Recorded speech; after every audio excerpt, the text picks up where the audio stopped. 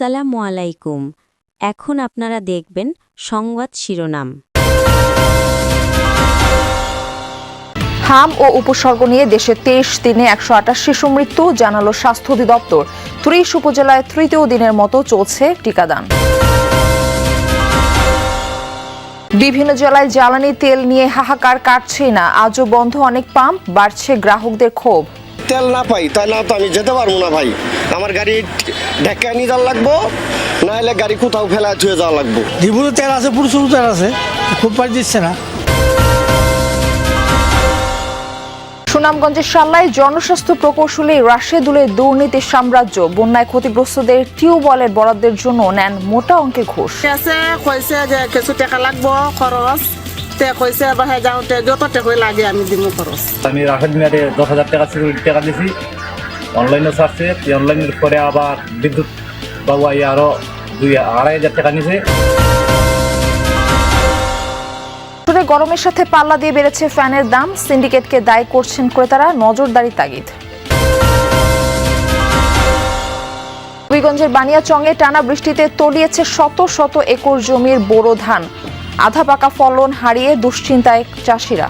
এই জমিগুলো দান তখন আমার বাচ্চা কাচ্চা খাওয়া বাসা করবো। 500 শতকের জমিন আছে, ঈদের মাঝে পানি ইরম ধরনের উঠছে, হাঁটু পানি কোনোটার মাঝে এবারে পুরাত পানি। আসসালামু আলাইকুম। এখন দেখবেন সংবাদ বিস্তারিত। হাম ও হামের উপসর্গ নিয়ে দেশের বিভিন্ন জেলায় গত 15 মার্চ থেকে এখন পর্যন্ত মারা গেছে 128 জন। এর মধ্যে গত 24 ঘন্টায় মৃত্যু হয়েছে 11 শিশুর। এই তথ্য জানিয়েছে স্বাস্থ্য অধিদপ্তর। এদিকে রাজশাহী মেডিকেল কলেজ হাসপাতাল কর্তৃপক্ষ জানায় গত 24 ঘন্টায় হামের উপসর্গ নিয়ে চিকিৎসাধীন অবস্থায় মারা গেছে এক শিশু। নগরীর বেসরকারি রয়্যাল হাসপাতালে মৃত্যু হয়েছে 2 শিশুর। ময়মনসিংহ মেডিকেলে হামের উপসর্গ নিয়ে মারা গেছে 9 বছর বয়সী এক শিশু, তার বাড়ি শেরপুরে। রাজশাহী ও ময়মনসিংহ বিভাগ ছাড়াও বরিশাল, চাঁদপুর, শরীয়তপুর সহ বিভিন্ন জেলায় হাম আক্রান্তের সংখ্যা বেড়েই চলেছে। এদিকে তৃতীয় দিনের মতো দেশের 18 জেলার 30 উপজেলায় হামের টিকা দেওয়া হয়েছে। টিকা পাচ্ছে 6 মাস থেকে 59 মাস বয়সী শিশুরা। সরকারের এই কার্যক্রম চলবে আগামী 3 সপ্তাহ। তাছাড়া যে শিশুরা এরই মধ্যে হামে আক্রান্ত তাদের ভিটামিন এ ক্যাপসুল খাওয়ানো হচ্ছে। আগামী 3 মে থেকে দেশজুড়ে হামের টিকাদান কর্মসূচি শুরু হবে বলে জানানো হয়েছে। পাতলা পায়খানা, তারপরে গাছ জ্বর, কাশি সমস্যা হচ্ছে আমের জ্বর 103, 104, 102 এর মধ্যে থাকে। বাচ্চাকে সচেতনতার সহিত আপনি বাড়িতে রাখুন, পরিষ্কার পরিচ্ছন্ন রাখুন। বিশেষ কোনো প্রয়োজন ছাড়া বাইরে না নিয়ে আসাটাই জরুরি বলে আমরা মনে করছি। রোগী কিন্তু ভর্তি থাকছে, আমরা কিন্তু সেই বিষয়টি হাসপাতাল কর্তৃপক্ষ থেকে জানছিলাম এবং গত 24 ঘন্টায় এখন পর্যন্ত যে তথ্যটি আমার কাছে রয়েছে যে 18 জন নতুনভাবে ভর্তি হয়েছে, হামেজে ভর্তি হয়েছে এবং এখন পর্যন্ত রাজশাহী মেডিকেল কলেজ হাসপাতালে 429 জন কিন্তু রোগী, এই সাসপেক্টেড যারা ছিলেন রোগী ভর্তি হওয়ার যে বিষয়টি সেটি আমি জানতে পেরেছি। এবং রাজশাহী মেডিকেল কলেজ হাসপাতালে নতুনভাবে আইসোলেশন ওয়ার্ড সহ আইসিইউতে কিন্তু আরও 6টি বেড সংযুক্ত করা হয়েছে। আগে 12টি বেড থাকলেও এখন মোট 18টি বেডে কিন্তু আইসিইউতে রূপান্তর করা হয়েছে এবং সেখানেও কিন্তু বেড সংকুলন থাকছে না। এবারেও রাজশাহী মেডিকেল কলেজ হাসপাতালের যে আইসোলেশন ওয়ার্ড এবং 10 নম্বর সহ 24 নম্বর ওয়ার্ডে রোগীর যে ভর্তি হচ্ছে তারা কিন্তু প্রতিদিনই বেড বাদেও মেঝেতে কিন্তু থাকছেন এবং রাজশাহী মেডিকেল কলেজ হাসপাতালের যারা চিকিৎসক বলছেন তারা যেমনটি জানাচ্ছেন যে এই জ্বালানি তেল নিয়ে কমছে না গ্রাহক ভোগান্তি। বিভিন্ন জেলার পাম্পে আজও যানবাহনের দীর্ঘ লাইন। আবার তেল সংকটের কারণে সাময়িকভাবে বন্ধ রয়েছে অনেক ফিলিং স্টেশন। চাহিদার তুলনায় অনেক কম সরবরাহের কারণে রংপুর বিভাগের 8 জেলায় চরম দুর্ভোগ পোহাতে হচ্ছে ভোক্তাদের। তেলের জন্য এক পাম্প থেকে আরেক পাম্পে ঘুরছেন তারা।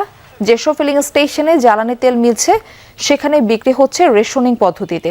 পেট্রোল আর অকটেনের সংকটই বেশি। চট্টগ্রাম, রাজশাহী, ময়মনসিংহ ও খুলনা বিভাগেও পাম্পগুলোতে তেলের জন্য অধীর অপেক্ষা গ্রাহকদের। বিশেষ করে বাইকারদের ভিড় বেশি। ঘন্টা পর ঘন্টা অপেক্ষা করেও খালি হাতে ফিরতে হচ্ছে অনেককে। পাম্প মালিকরা বলছেন ডিপো ও ডিলার থেকে যে পরিমাণ তেল মিলছে তা কয়েক ঘন্টার মধ্যেই ফুরিয়ে যাচ্ছে, ফলে কমছে না গ্রাহক ভোগান্তি। এই পর্যন্ত আসলাম, আসার পরে এখন তেল শেষ। যদি গাড়ির তেল না পাই তাহলে তো আমি যেতে পারবো না ভাই। আমার গাড়ি ঢাকায় নিয়ে যাওয়া লাগবো, না হলে গাড়ি কোথাও ফেলা থুয়ে যাওয়া লাগবো। এছাড়া আমার কোনো বিপরীত উপায় নেই।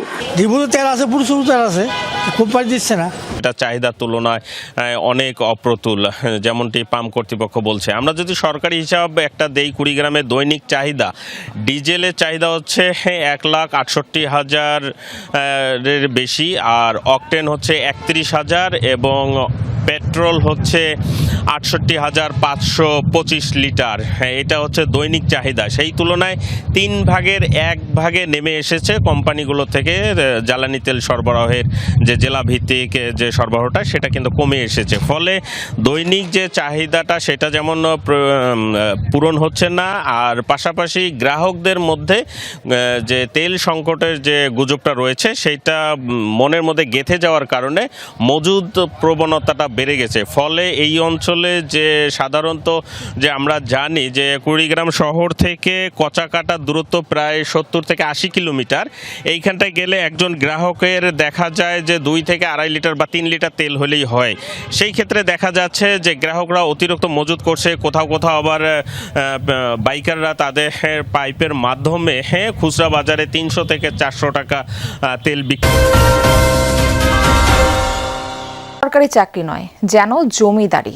মাসে মন চাইলে 1-2বার অফিসে পায়ের ধুলো দেন সুনামগঞ্জের শাল্লা উপজেলা জনস্বাস্থ্য প্রকৌশলী রাশেদুল ইসলাম। মাঝে মধ্যে 2 মাসেও অফিসে চৌকাঠ মারান না এই কর্মকর্তা। অফিসকে বানিয়েছেন মাজমা কক্ষ।